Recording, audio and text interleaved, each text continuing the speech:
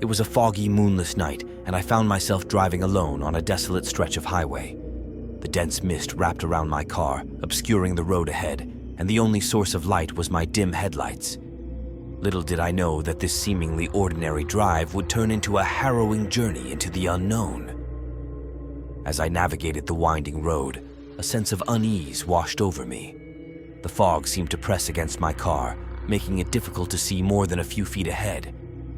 I could barely make out the road markings, and the world beyond my headlights had vanished into an abyss of gray. My anxiety grew with each passing mile, and I considered turning back. But the thought of retracing my steps through the thick fog was equally unsettling, so I pressed on. That's when I heard it, a distant, mournful wail that pierced through the silence. It was a sound unlike anything I had ever heard, a haunting, ethereal cry that sent shivers down my spine. I slowed down, trying to identify the source of the sound, but it seemed to come from all directions, as if the very air itself were filled with the mournful lament. As I continued to drive, the fog grew even thicker, and I could no longer discern the road at all. Panic set in, and I fumbled for my phone, desperate to call for help. But there was no signal, no connection to the outside world. The wailing grew louder, more desperate, and I felt an overwhelming sense of dread. It was as if the fog itself had become a living entity, closing in around me, suffocating me. And then, out of the fog, a figure appeared, a spectral figure standing in the middle of the road. It was a woman in a flowing, tattered gown, her long hair obscuring her face. I slammed on the brakes, my heart pounding, but it was too late. The car passed right through her, and she vanished into thin air. The wailing reached a deafening crescendo, and I could no longer bear it. With a surge of adrenaline, I reversed the car, determined to escape this nightmare. But no matter how far I drove, the fog and the wailing followed, as if I were trapped in an endless loop of torment. Hours turned into an eternity, and I lost all sense of time and place. The wailing became a constant, haunting presence, driving me to the brink of madness. Just when I thought I could take no more, the fog began to dissipate, and the wailing faded into silence. I found myself on a familiar road, no longer shrouded in mist. I sped home, shaken and drained, but alive. I never spoke of that night to anyone, fearing they would dismiss it as a mere hallucination. To this day, I can't explain what I encountered on that phantom road, the fog, the wailing, the spectral figure. It was a journey into the unknown, a nightmarish drive that still haunts my dreams.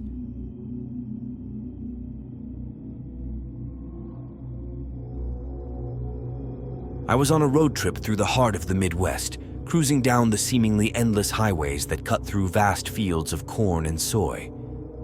The sun was beginning its descent, casting a warm, golden glow over the landscape. It was a perfect summer evening, or so it seemed. As I drove, I couldn't help but notice the peculiar pattern of the road signs. They all seemed to indicate the same exit. Mile marker 239, turn right for rest area. At first, I dismissed it as a coincidence, but as the miles rolled on, a feeling of unease settled in the pit of my stomach. I decided to take the exit, thinking a rest area might provide a much-needed break. However, as I followed the signs, I realized something was amiss. The road seemed to stretch on infinitely, with no sign of a rest area in sight. I checked my GPS, which displayed only a single message: route not found. Panic began to set in as I drove on, feeling as though I had entered some surreal, otherworldly realm. That's when I noticed it. The same road signs, identical to the ones I had seen earlier, began to appear once more. Mile marker 239, turn right for rest area. It was as if I had never left that fateful exit. I took the turn again, hoping to find some semblance of reality. But the road signs continued to repeat themselves, like a never-ending loop. I had entered a nightmarish labyrinth of highways and exits that defied all logic. As the sun dipped below the horizon, I realized I was trapped in this twilight zone of roads that led nowhere. My gas gauge began to plummet, and and the once inviting summer evening now felt like an eternity of isolation. Desperation set in, and I tried to backtrack to escape this maddening cycle. But no matter which direction I turned, I found myself back at mile marker 239, facing the same ominous signs. Hours turned into days, and I became a shadow of my former self, sleep-deprived and haunted by the relentless repetition of the highway.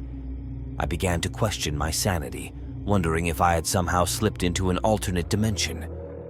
And then, just when I had resigned myself to this never-ending nightmare, something changed. The road signs shifted, the landscape transformed, and I found myself on a different highway altogether. I continued driving, unsure of where I was or how I had escaped the vanishing route. But I was free, finally on a road that led somewhere, anywhere but that accursed exit. When I finally reached a town and asked for directions, the locals looked at me with a mix of pity and disbelief. They had never heard of mile marker 239 inches or the rest area that never was. I continued my journey, haunted by the memory of that vanishing route, a road that defied reason and led to a place where time and space seemed to fold in on themselves. To this day, I avoid that stretch of highway, fearing that I might once again find myself trapped in the endless loop of the vanishing route, a road that exists only to confound and torment those who dare to drive it. It was a moonless night, and I was driving alone on a remote, winding road that cut through a thick forest. The darkness outside was absolute, broken only by the feeble beam of my headlights. I had always been a fan of solitude, but little did I know that this drive would push the boundaries of my comfort.